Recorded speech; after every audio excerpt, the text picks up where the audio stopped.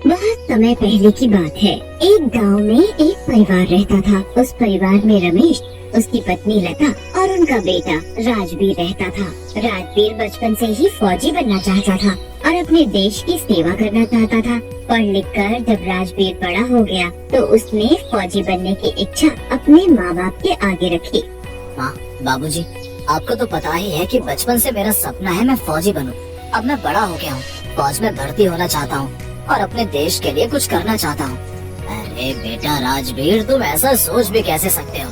तुम हमारे इकलौते बेटे हो। अगर तुम फौज में भर्ती हो गए तो हम अकेले कैसे रहेंगे? हाँ बेटा, तुम हमें छोड़कर जाने का सोच भी कैसे सकते हो?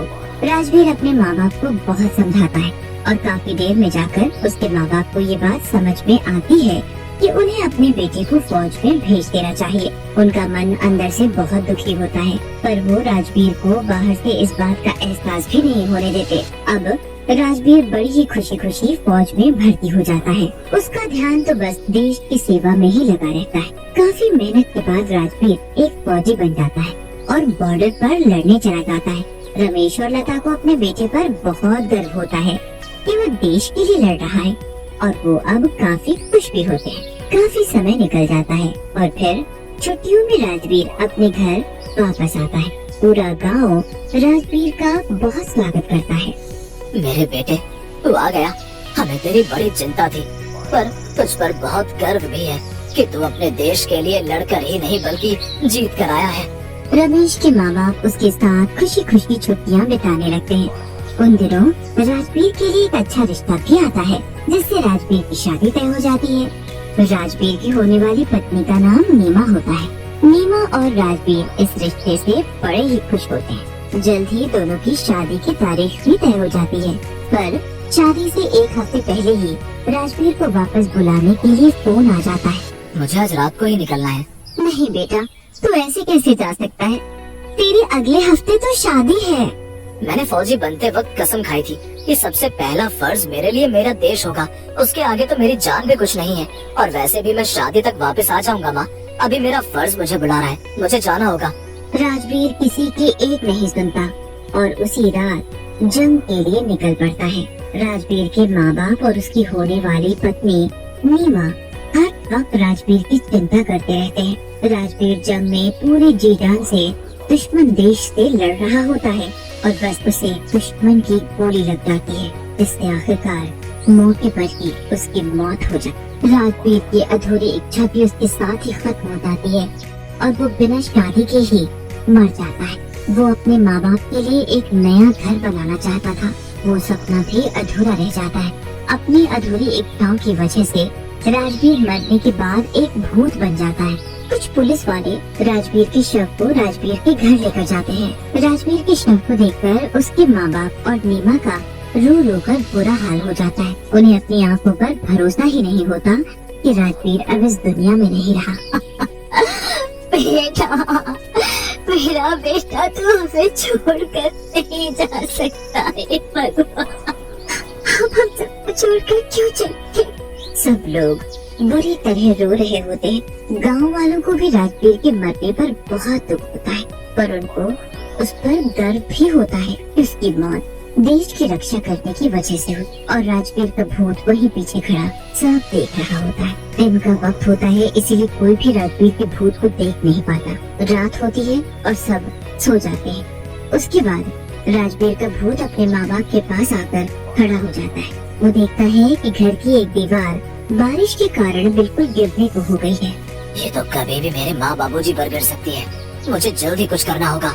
भूत जल्दी से उस दीवार के पास जाकर खड़ा हो जाता है और जादू से फटाफट उस दीवार को बनाकर खड़ी कर देता है। उसके बाद वो उस पर जादू से रंग भी कर देता है और फिर वहाँ से चला जाता है।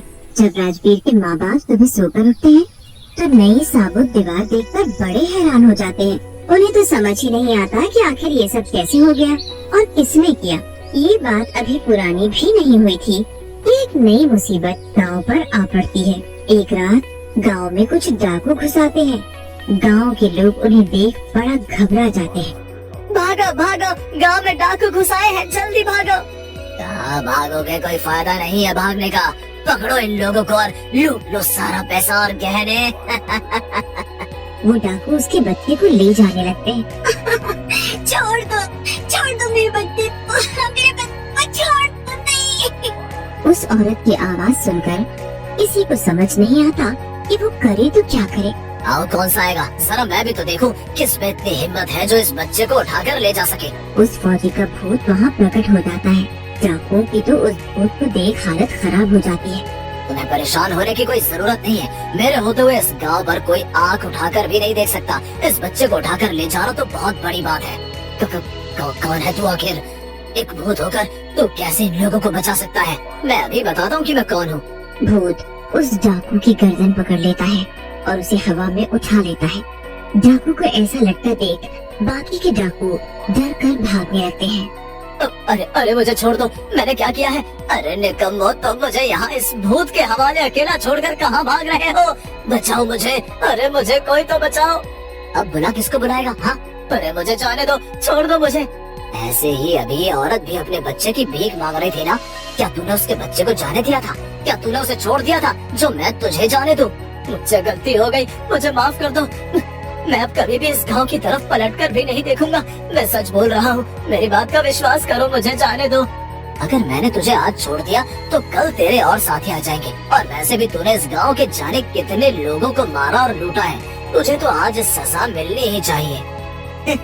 देखा, मैंने तुझे नहीं मारा, पर तेरी ऐसी हालत कर दी कि कोई अब दोबारा इधर नहीं आएगा। मैं तो हमेशा भूत के नाम से ही कांपती थी, पर आज मैंने देखा कि भूत भी इतने अच्छे होते हैं जितने कि इंसान भी नहीं। तुमने मेरी मदद, मेरे बच्चे को डाकुओं से छुड़ाया। आखिर कौन हो तुम जो हमारे गांव के लिए इतना कुछ कर रहे हो? जरूर तुम्हारा इस गांव से कोई नाता है। मेरा फर्ज है हर किसी की रक्षा करना, बस मैं वो निभा रहा हूँ। अब मैं यहाँ से जा रहा हूँ, पर कभी भी जरूरत पड़ने पर मैं जरूर वापस आऊँगा। भूत इतना कहकर वहाँ से गायब हो जाता है। पूरे गांव में उस भूत की खबर फैल जाती है। किसी को समझ नहीं आता कि आखिर वो भूत था कौन। पर उसके बाद लोग बड़ी खुशी खुशी गांव में रहने लगते हैं कि अब कोई डाकू उस भूत के डर से गांव के अंदर घुसने की हिम्मत नहीं कर पाएगा। 2-3 दिन बाद फिर से गांव में एक नई मुसीबत आ जाती है। गांव में एक पागल हाथी घुस आता है और वो सारे खेत खराब करने लगता है।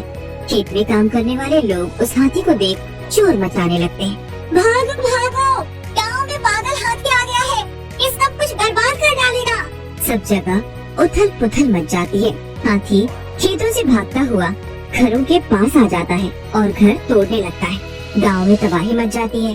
पर तभी फिर से वो भूत वहाँ आ जाता है और उस पागल हाथी के सामने आकर खड़ा हो जाता है। भूत हाथी की सूंड पर अपना एक हाथ रखता है, जिससे हाथी बिल्कुल शांत होकर वापस जंगल में लौट जाता है। अरे ये भूत तो वही है, इसने आज फिर हमारे गांव को मुसीबत से बचाया। आखिर कोई भूत इतना अच्छा कैसे हो सकता है बहन? भूत वहाँ से फिर से गायब हो जाता है। एक दिन गांव वाले उस भूत की सच्चाई जानने के लिए एक तांत्रिक को बुलाते हैं। तांत्रिक जब अपने मंत्र को पढ़ता है तो उसे ज्यादा कुछ तो पता नहीं चल पाता, पर वो एक बात बोलता है, ये तो कोई ऐसी आत्मा है जिसे लोगों के लिए कुछ करने का जुनून है, जैसे होता है ना फौजी। पर आप लोग परेशान ना हो, ये भूत किसी का बुरा नहीं करेगा।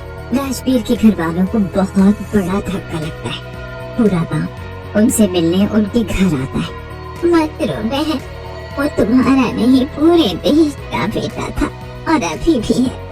ऐसा बेटा भगवान सबको दे जो मरने के बाद भी अपना फर्ज निभा रहा है।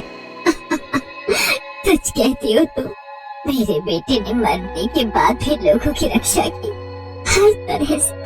मैं बस चाहती हूँ कि अब उसकी आत्मा को शांति। उसके बाद गांव वाले एक बहुत बड़ा हवन रखते हैं, जिसमें राजवीर की आत्मा की शांति की पूजा होती है और राजवीर की आत्मा को आखिरकार शांति मिल जाती है।